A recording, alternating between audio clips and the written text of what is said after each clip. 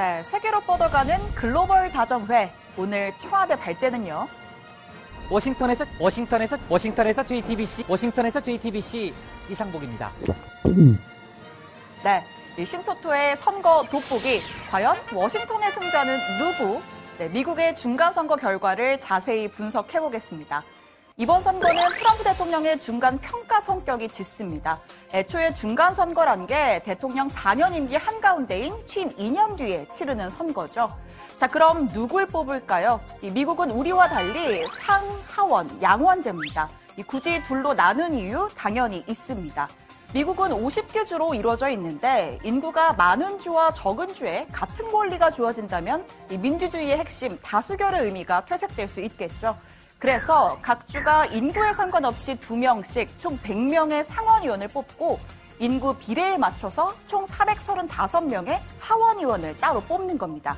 이번 선거에선 상원 3분의 1과 하원 전체를 뽑았습니다. 자, 이렇게 미국의 의회제를 길게 설명한 건 바로 이 양원제 시스템 탓에 선거 결과가 재밌어졌기 때문입니다.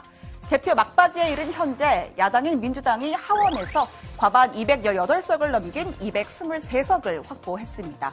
8년 만에 하원을 탈환한 겁니다. 자, 반대로 공화당은 상원에서 과반을 넘겨서 다수당의 지위를 지켰습니다. 그러니까 상원과 하원 다수당이 다른 트위스트 국회인 거죠. 이번 선거 결과를 두고 양측 모두 선방했다라고 주장을 하는 이유, 그리고 민심이 견제와 균형을 택했다는 분석이 나오는 이유가 바로 이것 때문입니다. Thanks to you, we owned the ground. Thanks to you. Thanks to you, tomorrow will be a new day in America. Candidates who have embraced the president and the president has gone in to campaign for over the last several weeks are candidates that we're seeing doing very well tonight. 네, 선거 결과는 어떤 영향을 미칠까요? 먼저 미국 내부적으론 트럼프 대통령에 대한 공세가 거세질 전망입니다. 하원 탈환으로 상임위원장을 모두 가져가는 민주당이 트럼프 대통령을 둘러싼 러시아 스캔들, 세금 탈루 의혹, 성추문 등을 낱낱이 파헤칠 것이란 관측이 나옵니다. 또 감세, 또 반이민 정책에 대해서도 개동을 걸 확률이 높습니다. Well, if you don't mind, Mr. President, that this caravan was an invasion. As you know, Mr. President, I consider it to be an invasion. As you know, Mr. President, the caravan was not an invasion. It's a group of migrants moving up from Central America towards the border with the U.S. Thank you for telling me that. Honestly, I think you should let me run the country. You run CNN. All right. And if you did it well, your ratings would be much better. If I may ask one other question, Mr. President, if I may ask one other question, are you worried? That's enough. That's enough. Mr. President, that's enough. Ask one of the other folks. That's enough. Pardon me, ma'am. Mr. President, that's enough. Mr. President, I had one other Peter, question, if I may ask, on the Russia investigation. Are you concerned that you may have I'm not concerned about anything with the Russian investigation because it's a hoax. That's enough. Put down the mic. Mr. President, are you worried about indictments coming down in this investigation? Mr. President. I'll tell you what, CNN should be ashamed of itself having you working for them. You are a rude, terrible person. You shouldn't be working for CNN. Go ahead. 네, 이 사건의 전말은 들어가서 더 전해드리겠습니다. 국제관계, 외교에는 어떤 파장이 있을까요? 먼저 미중의 무역전쟁입니다. 미국의 관세 공격은 사실 중국과 누가 국제사회 최강국인가를 주도권을 다투는 측면이 큰 편입니다. 민주당은 원래 전통적으로 보호무역주의 성향을 보여온 데다 현재 미국은 이 기회에 중국을 좀 눌러야 한다는 인식이 여야 할 것 없이 있습니다. 때문에 트럼프 대통령의 강경책 계속 유지될 걸로 보입니다. 다만 이달 말 시진핑 주석과의 회담이 변수가 될 수도 있고요. 자, 두 번째는 바로 한반도 비핵화 협상입니다.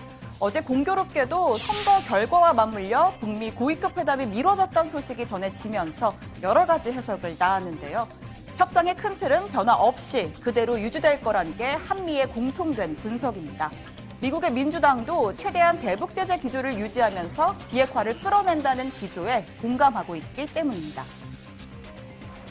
Secretary Pompeo's talks about North Korea have been postponed. What is happening there, and will your meeting still happen with? We're going to change it because of trips that are being made. We're going to make it in another day. But we're very happy how it's going with North Korea. We think it's going fine. We're in no rush. We're in no hurry. The sanctions are on. 자, 그런데 고위급 회담이 돌연 연기된 건 미국이 아닌 북한의 요구였다는 보도가 나왔습니다. 월스트리트 저널은 북한이 회담을 취소한 것이라면서 조기 제재 완화와 같은 조치를 얻어내고자 미국을 압박하려는 시도라는 게 전문가들의 대체적인 해석이라고 덧붙였습니다. 국회 외통위에 출석한 강경화 장관도 북측의 연기 통보를 받았다는 미국의 설명이 있었다면서 남북 채널을 통해 협의가 조속히 재개될 수 있도록 촉구하겠다고 말했습니다.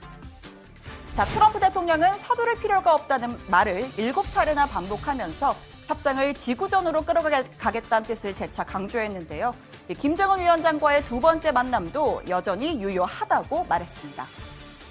But about your meeting with Kim Jong-un, sir, will it happen in the next months? Sometime next year, I would say. Sometime next year? Sometime early next year. And of course,